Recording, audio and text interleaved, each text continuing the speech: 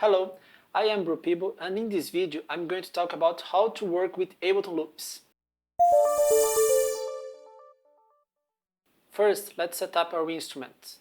I'm going to add a bass, a guitar. Let's delete this two audio tracks, and I'm going to add a session dry drum. It's native from Ableton Live Lite. I rename it to organize it. The bass and the drums has a setting that you need to move one octave down on Launchkey to access kicks and the first notes of the bass. If you don't do that, you can't play the kick. To avoid that, let's set the pitch here to before the instrument. So we don't need to move the octave down. Alright? Now, let's see how loop actually works. I'm going to create one with two compasses, 2 bars of length.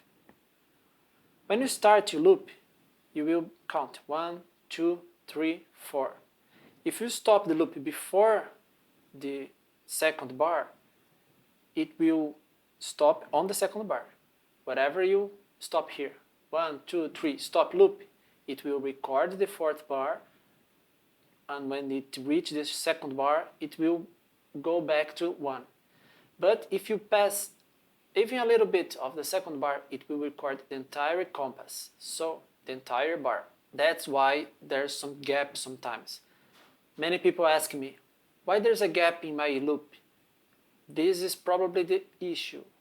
The settings for this, you can find it here. This is the global quantization. 1 bar means every bar it will happen the command you give. For instance, you give the command to stop the loop. It will stop in the next bar.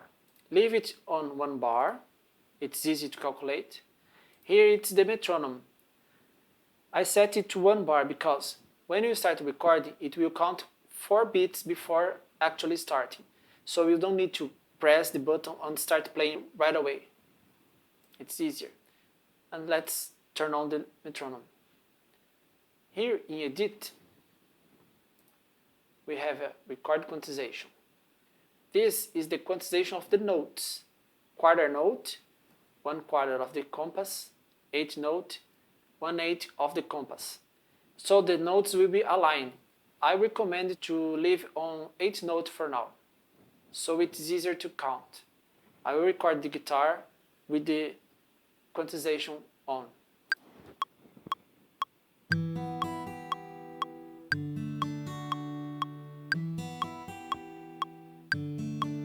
You see, it fixed that slightly out of tempo I played.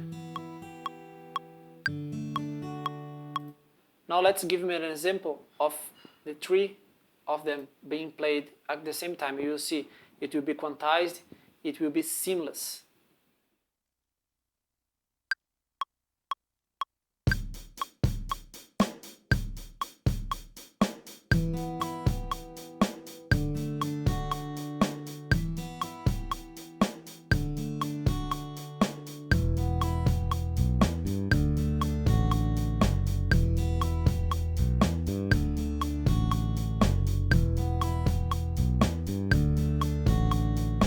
Now you're free to improvise.